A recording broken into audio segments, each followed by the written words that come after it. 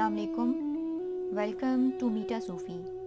آج کے special episode میں ہم آپ کے لیے لے کر آئے ہیں خطبہ حجۃ الوداع رسول اللہ صلی اللہ علیہ وآلہ وسلم۔ ویڈیو کو باقاعدہ سٹارٹ کرنے سے پہلے ہم آپ کے کچھ گوش گزار کرنا چاہیں گے۔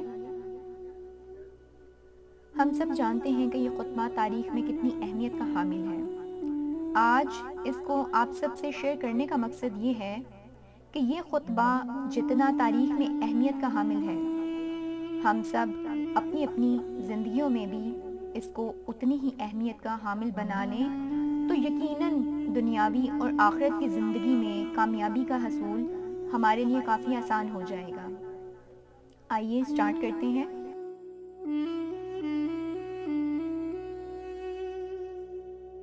اے لوگو، غور سے سنو، کیونکہ میں نہیں جانتا کہ اس سال کے بعد میں پھر کبھی آپ کے درمیان ہوں گا، اس لیے میں جو کچھ کہہ رہا ہوں اسے غور سے سنو اور ان الفاظ کو ان لوگوں تک پہنچائیں جو یہاں موجود نہیں۔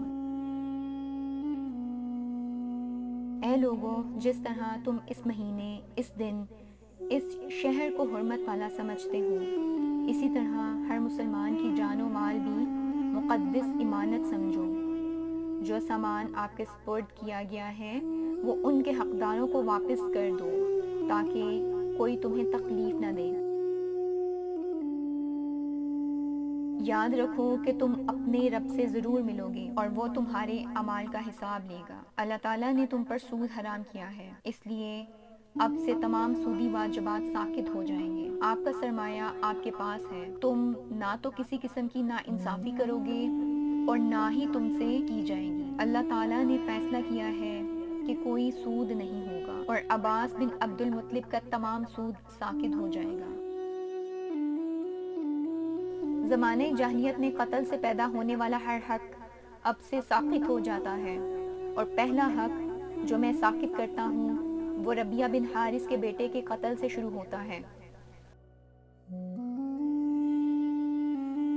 اے لوگو، کافر کیلنڈر میں تبدیلی اس لیے کرتے ہیں کہ اللہ کی حرام کردہ چیزوں کو حلال کریں، اور جس چیز کو اللہ نے حلال کیا ہے اسے حرام کر دیں۔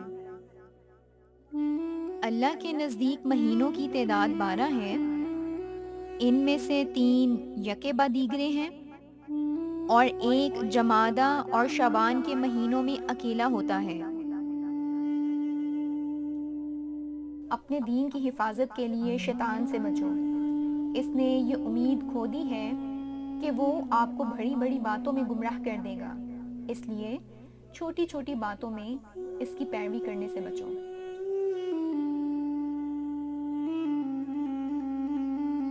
اے لوگو، یہ درست ہے کہ تمہاری عورتوں کے بارے میں تمہارے کچھ حقوق ہیں، لیکن ان کے بھی تم پر حقوق ہیں۔ یاد رکھو کہ تم نے انہیں صرف اللہ کے بھروسے اور اس کی اجازت سے اپنی بیویوں کے طور پر لیا ہے۔ اگر وہ تیرے حق کی پابندی کریں تو ان کا حق ہے کہ انہیں کھلایا جائے اور حسن سلوک کا لباس پہنایا جائے۔ اپنی عورتوں سے اچھا سلوک کریں اور ان کے ساتھ حسن سلوک کریں، کیونکہ وہ آپ کی شناخت دار ہیں اور پرعزم مددگار ہیں، اور یہ آپ کا حق ہے کہ وہ کسی ایسے شخص سے دوستی نہ کریں جس سے آپ کو اتفاق نہ ہو، اور اس کے ساتھ ہی کبھی بدکار بھی نہ ہو۔ اے لوگو، میری بات دل سے سنو، اللہ کی عبادت کرو، 5 وقت کی نماز پڑھو، رمضان کے روزے رکھو اور اپنے مال زکوٰۃ میں دو، استطاعت ہو تو حج کر لو۔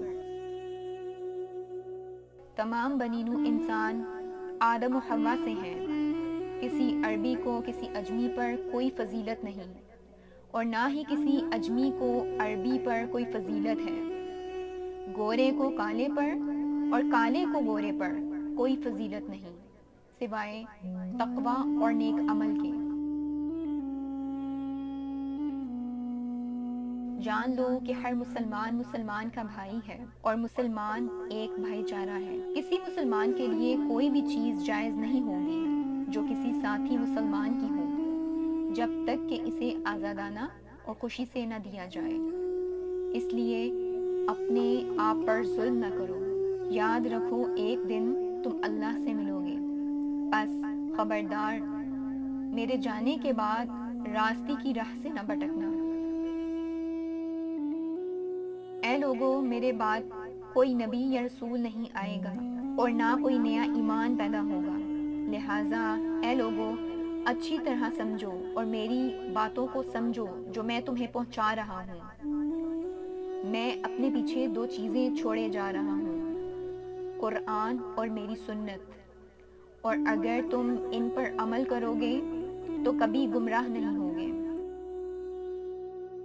وہ تمام لوگ جو میری بات سنتے ہیں وہ میری باتیں دوسروں تک پہنچائیں گے اور وہ دوبارہ دوسروں تک پہنچائیں گے، اور آخری لوگ میری باتوں کو ان لوگوں سے بہتر سمجھ سکتے ہیں جو براہ راست میری بات سنتے ہیں۔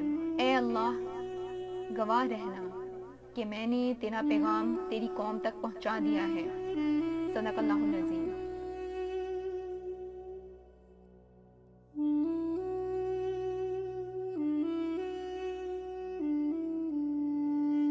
اس خطبے کو زیادہ سے زیادہ شیئر کریں، کیا پتہ کوئی راہ حق کا متلاشی آپ کے اس میسج کو شیئر کرنے کا ہی منتظر ہو اور آپ کا یہ شیئر کرنا ہی آخرت میں آپ کی نجات کا باعث بن جائے۔